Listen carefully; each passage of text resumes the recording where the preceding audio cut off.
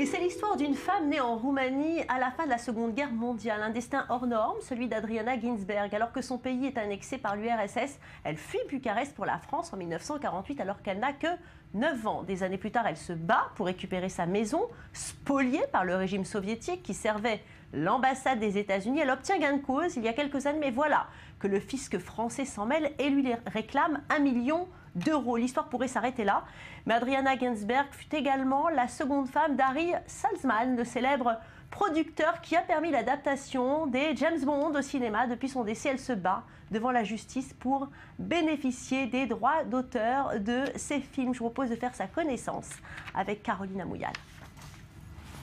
Ça, c'était son fauteuil.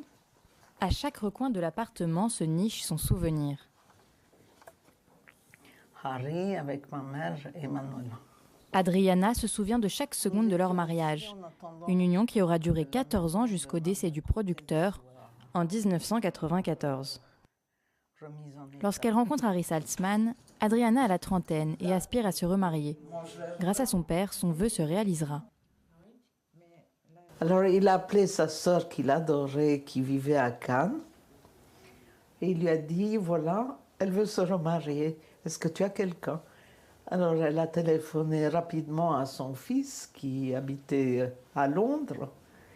Et il a dit, ah, oui, oui, je connais Harry Saltzman. Et j'avais appris entre-temps qu'il était célèbre. Et moi j'avais l'image standard, le producteur fumant le cigare avec une nana sur les genoux. Malgré ses préjugés, elle accepte de le rencontrer. Et pendant tout le dîner, il n'y a que lui qui a parlé.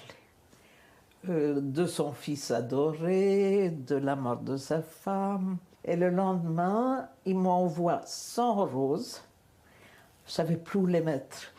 Il y en avait chez moi, il y en avait chez la concierge, il y avait dans la chambre du 7e étage. Tout le monde était fleuri.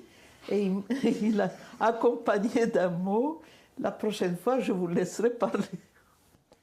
Lorsqu'ils se rencontrent, Harry Saltzman est veuf depuis 1 an. Adriana, elle, a déjà été mariée et a 2 filles de cette première union, dont Manuela, qui deviendra témoin de son mariage avec Harry Saltzman à New York. C'était quelqu'un d'original, de très sympa, d'ouvert.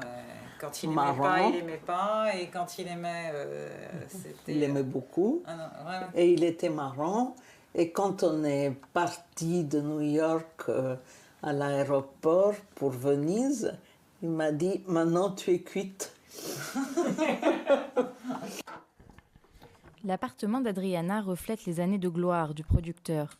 Sur les murs, des photos de ses rencontres les plus prestigieuses. Une rencontre déterminante, celle avec son associé Albert Broccoli. Eux, ils se sont accrochés au lustre pour arriver à avoir $1 million pour Dr. No. Ils l'ont eu. Personne ne croyait que ça allait marcher. Ils l'ont projeté dans un cinéma en plein air où tous les jeunes venaient en voiture. Et ça fait un tabac. Et après ça, ils ont tourné ensemble les 9 autres. Des années sans nuages qui laisseront place à des années sombres. Suite au décès d'Harry, Adriana engage une bataille juridique pour pouvoir bénéficier des droits d'auteur de ses films. Un combat qui dure depuis 25 ans sans qu'elle n'ait jamais obtenu le moindre versement. Durant les 5 dernières années, elle fait une dépression et s'enferme dans sa chambre à l'abri de tout contact extérieur. Mais grâce à l'aide de son entourage, elle parvient à sortir de sa torpeur il y a seulement 2 mois de cela. Un soir, je regarde le voyage du pape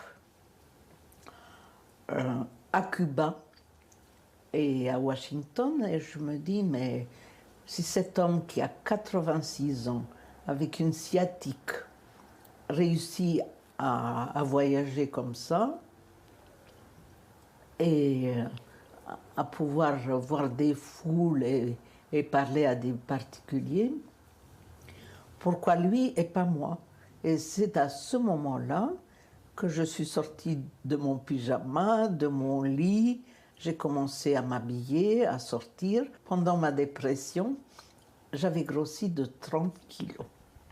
Dans quelques semaines, Adriana obtiendra la réponse pour les droits d'un premier film, Falstaff, du réalisateur Orson Welles. Elle a également pour projet d'écrire une biographie inédite d'Harry Saltzman après son déménagement en Normandie. Il a été agent secret